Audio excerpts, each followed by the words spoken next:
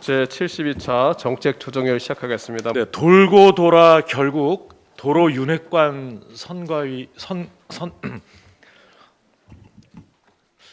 다시 하겠습니다. 예, 돌고 돌아 결국 윤회관 선대위로 회귀한 겁니까?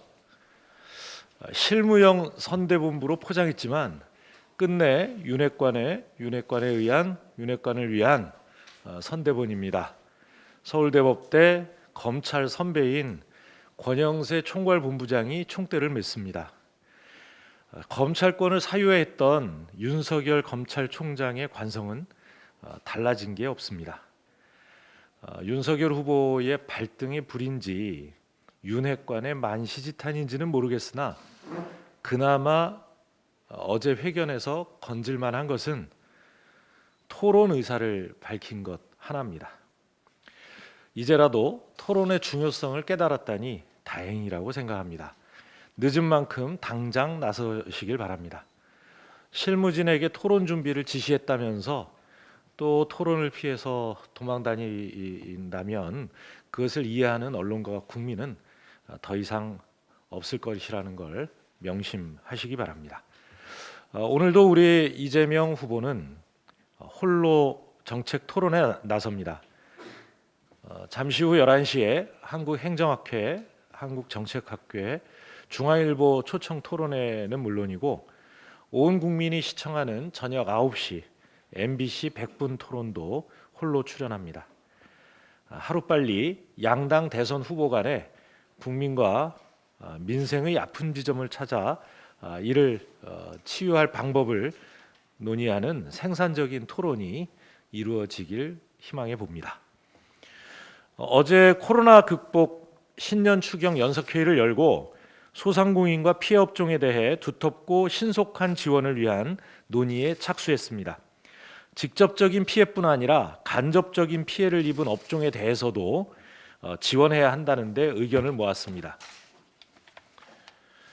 현행 손실보상 시행 제도는 이 집합금지 또는 영업시간 제한 조치를 적용받지 않는 자영업자들에 대해 보상을 하지 않는 이런 사각지대가 존재합니다. 저희가 파악하기로는 이 제외되는 피해 업종이 약 270여 개 업종이나 된다고 하는데요. 예를 들면 매출이 감소한 식당은 손실보상 대상이지만 이들 식당에 식자재를 납품하는 소상공인은 대상이 아닙니다. 매출 감소는 물론 폐업한 식당의 미수금까지 떠안았지만 어떤 지원도 받지 못했습니다. 또 정부의 비대면 수업 결정으로 학교 근처 문구점은 경영상 심각한 손실을 입었지만 정부가 직접 행정명령을 하지 않았다는 이유로 지원받지 못하고 있습니다. 억울한 케이스가 상당합니다. 빠른 시일 내에 이런 분들을 최대한 모시고 그 고충을 경청하겠습니다. 정부는 더 이상 특정할 수 없다, 구별할 수 없다, 계량할 수 없다 이런 행정 편의적인 이유를 들어서 이 손실 보상을 피하지 말고 적극적으로 손실 보상을 하는 방안을 마련하기 바랍니다. 분야별 업종별 케이스를 꼼꼼히 챙겨서 정부에 지원을 요청하고 또 야당의 원내 지도부가 정상화되는 대로 추가 지원 논의도 이어가겠습니다. 어제 정개특위에서 재외국민의 참정권을 보장하는 공직선거법 개정안이 통과됐습니다. 재외국민 투표소 설치 요건 완화로 투표소를 늘리고 지난 총선과 같이 방역 문제가 발생할 경우에는 투표 시간을 연장할 수 있게 했습니다. 200만 재외국민들께서 조금이나마 더 편리하게 투표권을 행사하실 수 있는 길을 열었다고 봅니다. 다만 재외국민 우편 투표가 국민의힘의 원천 반대로 논의조차 못한 것은 대단히 유감입니다. 국민의 기본권 보장을 반대하는 국민의힘은 대체 어느 나라 정당입니까? 재외국민들이 코로나 위기 속에서 감염의 위협을 무릅쓰고 이 투표소로 나가야만 이 투표할 수 있는 이 현행 제도의 문제점을 왜 눈 감느냐 하는 것입니다. 국민의힘 내부 사정이 아무리 복잡해도 200만 재외 국민의 간절한 바람을 외면한 채 시간만 흘려 보내는 것 너무나 무책임한 일이 아닐 수 없습니다. 오늘이라도 이 국민의힘은 재외 국민 우편 투표제 도입을 위한 이 법안 심의에 협조해 주시기 바랍니다. 공공기관 사원 이사제, 또 공무원, 교원, 타임오프제 등 노동 관련 현안 법안도 소위와 상임위에서 여야 합의로 처리됐습니다. 지난 4일 환노위 고용노동법안 소위에서는 여야 합의로 공무원, 교원의 타임오프제 법안을 처리했고요.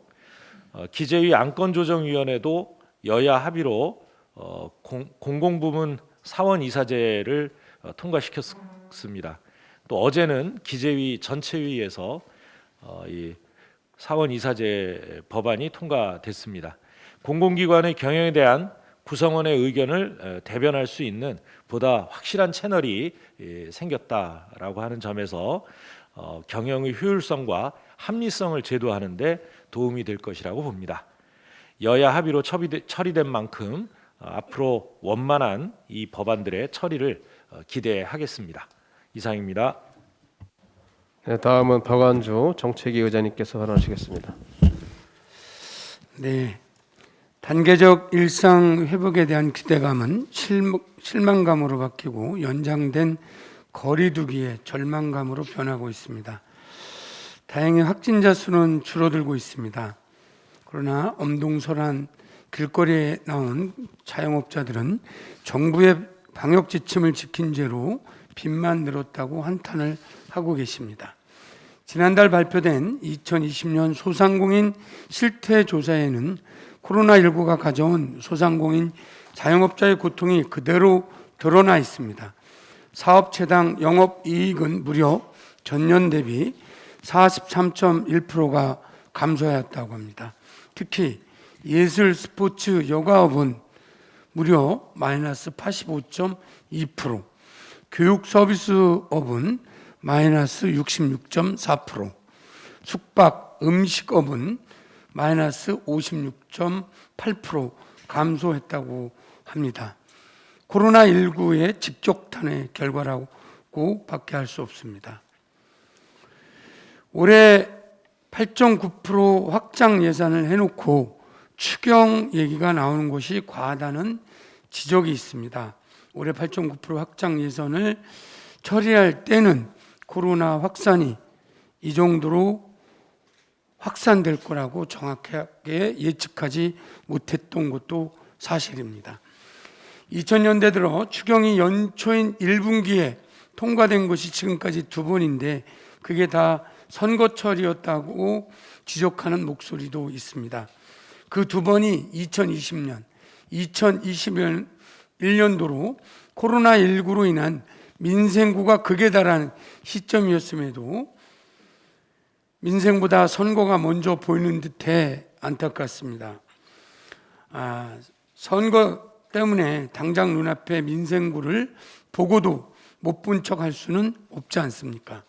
새해 예상 집행 시작과 동시에 추경 논의가 시작되어 재정당국에 어려움이 있다는 것을 결코 모르지 않습니다. 또한 이번 추경이 국채 발행이 불가피한 점도 잘 알고 국채 시장에 어려움이 있다는 것도 잘 알고 있습니다.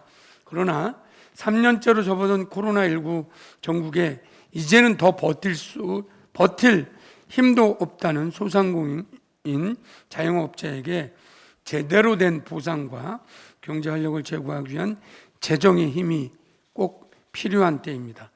2월 국회에서 최대한 빠르게 처리될 수 있도록 이번에는 야당도 전향적으로 적극 협조를 구합니다.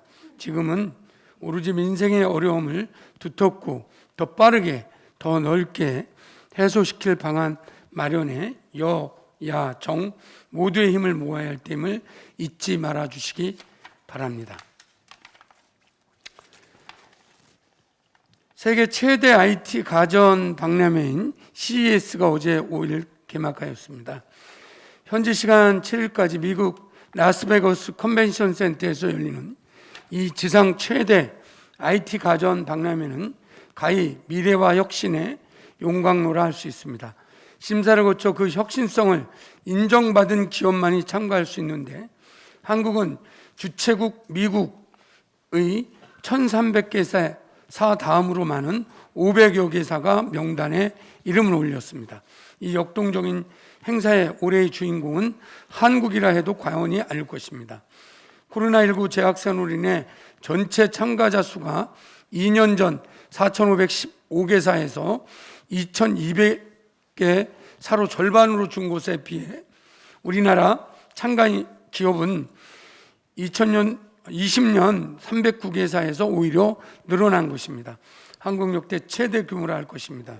특히 한국 스타트업의 참가 규모는 28개사에 불과했던 2017년도에 비해 292개 회사로 10배 이상 커졌습니다. 반가운 일이 아닐 수 없습니다. 코로나 위기 속에도 혁신 기술로 위기를 극복하고 성장까지 이뤄낸 모든 참가 기업에 박수를 보냅니다.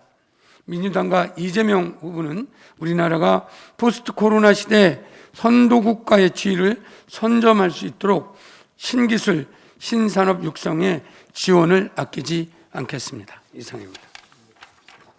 네, 다음은 제6 정조위원장이고 환노위 간사이신 안홍영 의원님께서 발언하시겠습니다. 지난 4일 국회 환노위 고용노동법안 심사 소위에서 5차례에 걸친 심사 끝에 여야 합의로 공무원 교원 타임오프제가 통과됐습니다.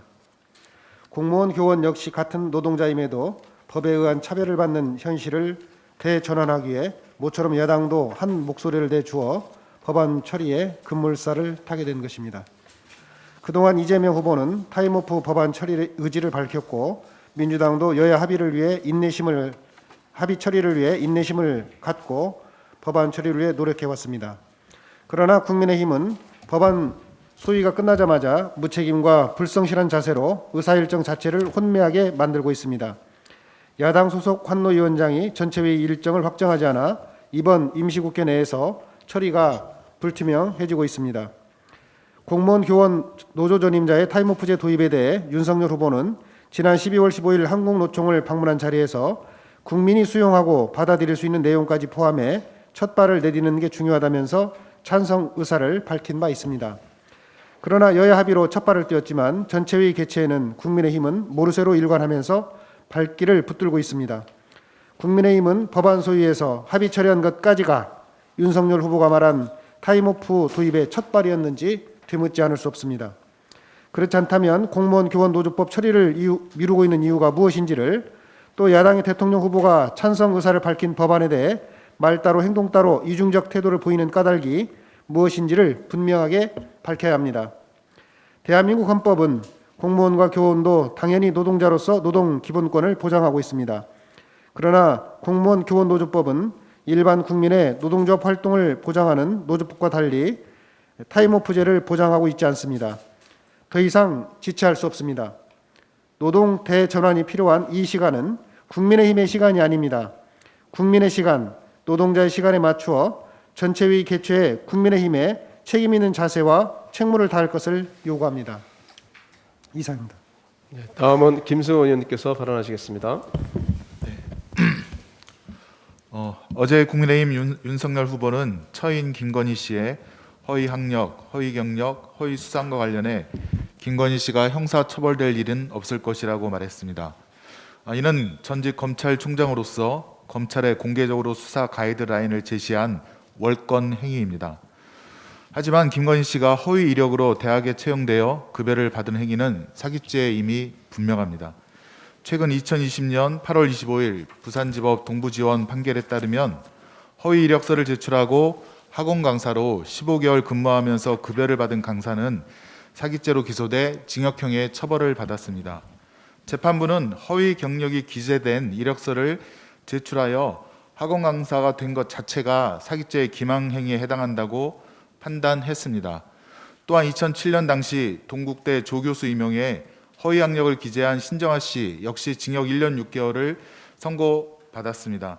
당시 대검중수부 검찰연구관이었던 윤 후보 자신도 서울 서부지검에 신정아 사건에 투입돼 해당 사건을 수사하고 신정아 씨를 기소했습니다. 윤석열 후보는 자신이 과거 사기죄로 수사하여 기소한 사건과 같은 자신의 처해 범행에 대하여 형사처벌될 일이 없을 것이라며 자기 부정에 모순된 말을 하고 있는 것입니다. 김건희 씨가 수원여대 교원 임용에 허위 경력을 제출했다는 사실에 대하여는 차고 넘치는 증거와 증인들이 있습니다. 김건희 씨가 큐레이터로 근무했다고 이력서에 기재한 대한공간 루프의 대표 직원들도 큐레이터인 김건희 씨를 본 적이 없다고 말하고 있습니다. 또한 재직 연도도 틀리고 재직 기간도 다르며 무엇보다도 큐레이터가 아니라고 말한 대표도 있습니다. 하루가 멀다 하고 나오는 김건희 씨의 거짓의 끝이 어디일지 궁금합니다. 윤석열 후보는 자신이 아직도 검찰 조직을 좌지우지할 수 있는 전직 검찰총장으로서 자기 마음대로 선택적 수사를 시키고 또 선택적 기소를 시킬 수 있는 것으로 착각하고 있는 것은 아닌지 궁금합니다. 한편 윤 후보는 수원여대 교수 임용은 경쟁 방식이 아니라 단수 추천이기 때문에 피해본 사람이 없다고 말한 바 있습니다. 그러나 이 또한 거짓임이 밝혀졌습니다. 당시 수원여대 겸임교수 채용은 공개 채용 방식이었다는 것이 밝혀진 것입니다. 누군가는 허위 경력으로 합격했고 누군가는 불합격의 아픔을 겪어야 했습니다. 그 때문인지 수원여대는 그 후 재단 공금 횡령 문제로 교내 양심 있는 교수들이 수원여대 재단을 고발하였을 때 검찰은 대부분의 범죄의 혐의에 대해서는 무혐의를 하고 일부만 벌금으로 약식 기소하는 특혜를 주었다가 법원에 의하여 정식 재판에 회부되어 제지되는 망신을 당하기도 했습니다. 검찰은 그런 망신을 다시 당하지 않으려면 김건희 씨의 의혹에 대한 신속하고 정확한 수사를 해야 할 것입니다. 조국 전 장관 딸의 일기장까지 압수한 검찰이 김건희 씨에 대해서는 서면 조사 등 아무런 조사를 하지 않고 있는 것은 도저히 수긍할 수가 없습니다. 지금까지 검찰 수사를 보면 최은순, 김건희 등 윤 후보의 가족들에 대한 수사는 지지부진하였고 윤 후보는 오히려 이를 감싸기까지 했습니다. 반면 윤 후보는 다른 사람들에게는 냉혹한 심판의 칼을 휘둘렀습니다. 이것이 그동안 윤 후보가 일관되게 가졌던 원칙과 잣대, 공정과 소신입니까? 검찰을 향해 내 아내를 수사하라고 외쳐야 할 대통령 후보가 오히려 처벌받을 일은 없을 것이라며 제 식구 감싸기에 급급합니다. 거짓으로 피해를 본 국민 마음을 외면하고 부인인 김건희 씨의 안위만을 걱정하는 윤석열 후보, 자의적으로 국민이 주신 검찰권을 남용한 의혹이 짙은 윤석열 후보를 대한민국 대통령 후보라 할 수는 없습니다. 국민의힘도 20건이 넘는 김건희 씨의 허위 학력, 경력, 허위 수상을 모른 척하고 넘어갈 생각을 버려야 합니다. 하지만 김건희 씨의 사과 회견 이후에도 국민의힘은 일관되게 부풀린 것일 뿐 허위는 아니다라는 입장을 고수하고 있습니다. 국민의힘은 수십 년간 우리 정치사의 한 축이었던 보수 정당이고 제1야당입니다. 보수 정당으로서의 자긍심을 버리고 거짓에 눈 감기보다 거짓을 떳떳이 밝히는 국민의 정당이 되길 바랍니다. 이상입니다.